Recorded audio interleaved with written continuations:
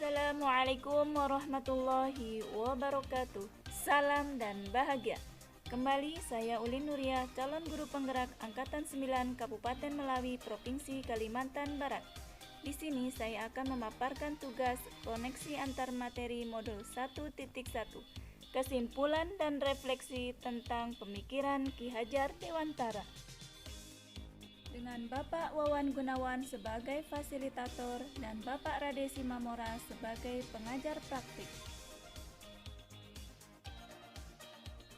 Adapun kerangka pembelajaran pada modul 1.1, yang pertama yaitu mulai dari diri, yaitu membuat refleksi diri tentang pemikiran Ki Hajar Dewantara. Yang kedua, eksplorasi konsep, yaitu untuk memperdalam pemahaman kita mengenai konsep pendidikan Ki Hajar Dewantara. Yang ketiga, ruang kolaborasi, yaitu memiliki ruang untuk berkolaborasi dengan sesama CKP untuk mengeksplorasi nilai-nilai luhur sosial budaya di daerah, untuk menebalkan kekuatan kodrat murid sebagai manusia dan anggota masyarakat. Yang keempat, demonstrasi kontekstual, di mana peserta CKP mendesain strategi dalam mewujudkan pemikiran Ki Hajar Dewantara, yaitu pendidikan yang berpihak pada murid sesuai dengan konteks diri murid dan sosial budaya di daerah asal. Yang kelima, elaborasi pemahaman, dilakukan dengan menuangkan berbagai pertanyaan mengenai materi refleksi filosofi pendidikan nasional Ki Hajar Dewantara yang akan dibahas bersama instruktur. Dan yang keenam adalah koneksi antar materi, yaitu membuat kesimpulan dan refleksi pengetahuan dan pemahaman baru yang dipelajari dari pemikiran Ki Hajar Dewantara.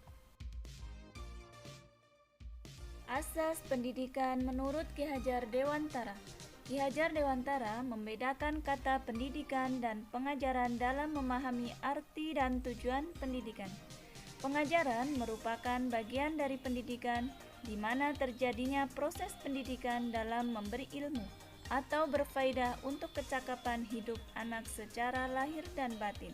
Sedangkan pendidikan merupakan tuntunan terhadap segala kekuatan kodrat yang dimiliki anak agar ia mampu mencapai keselamatan dan kebahagiaan yang setinggi-tingginya, baik sebagai seorang manusia maupun sebagai anggota masyarakat. 3 kunci dasar pendidik menurut Ki Hajar Dewantara. Ingarso sungtolodo, di depan memberi contoh dan tauladan yang baik. Ingmadyo mangun karso, di tengah memberi semangat dan motivasi. Tutwuri handayani, di belakang memberi dorongan. Dasar pemikiran Ki Hajar Dewantara. Yang pertama, sistem among atau menuntun. Yang kedua, sesuai dengan kodrat alam dan zaman. Yang ketiga, berpihak pada murid. Yang keempat, budi pekerti. Yang kelima, trikon Ki Hajar Dewantara, kontinu, konvergen, dan konsentris. Yang keenam, merdeka lahir dan batin. Yang ketujuh, bukan tabula rasa. Yang kedelapan, pendidik seperti petani atau tukang kebun kehidupan. Hal yang saya percaya tentang murid dan pembelajaran di kelas sebelum saya mempelajari modul 1.1.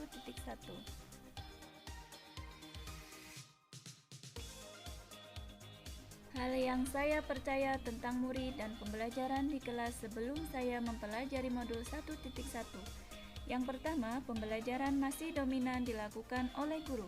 Yang kedua, siswa diperlakukan dengan cara yang sama. Yang ketiga, sering mengeluh jika banyak siswa yang tidak tuntas setelah evaluasi. Yang keempat, ketuntasan belajar siswa dilihat dari nilai KKM dan aspek kognitifnya saja. Yang kelima, pembelajaran lebih banyak dilakukan dengan membaca dan menulis saja. Yang keenam, ketuntasan penyampaian materi lebih penting daripada memahami karakteristik siswa. Hal yang berubah dari pemikiran atau perilaku saya setelah mempelajari modul 1.1 ini. Hal yang berubah dari pemikiran atau perilaku saya setelah mempelajari modul ini yaitu satu, pembelajaran lebih banyak melibatkan siswa atau student center. Yang kedua, siswa diperlakukan sesuai dengan karakteristiknya masing-masing. Yang ketiga, memberi kesempatan pada siswa untuk tumbuh sesuai dengan kodratnya. Yang keempat, pembelajaran dilakukan secara menyeluruh, meliputi cipta, rasa, dan karsa. Yang kelima, menciptakan pembelajaran yang menyenangkan. Yang keenam, guru harus tulus, ikhlas, penuh dengan kesabaran, dan menuntun siswa. Hal yang segera saya terapkan lebih baik agar kelas saya mencerminkan pemikiran Ki Hajar Dewantara adalah: 1. Mengenali karakteristik dan kebutuhan siswa dalam belajar dengan menjalin komunikasi yang baik. 2. Merancang pembelajaran yang bervariatif dan menyenangkan, yang mampu mengakomodasi kebutuhan belajar siswa yang beragam dan sesuai dengan zamannya. Yang ketiga, melibatkan siswa dalam kegiatan belajarnya atau student center melalui model pembelajaran yang bervariatif dan berbasis aktivitas. Yang keempat, pembelajaran dilakukan dengan cara menuntun, tidak menuntut. Dan yang kelima, pembelajaran tidak hanya berfokus pada kognitif saja, melainkan juga memperhatikan aspek afektif dan psikomotorik siswa.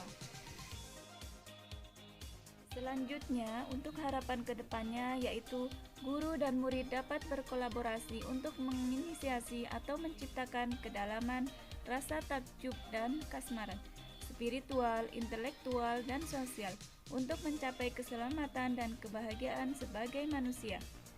Siswa dan guru merdeka belajar yang berkolaborasi bersama, menggali dan mengembangkan potensi siswa, dan mengakomodasi karakteristik masing-masing untuk mewujudkan student well-being.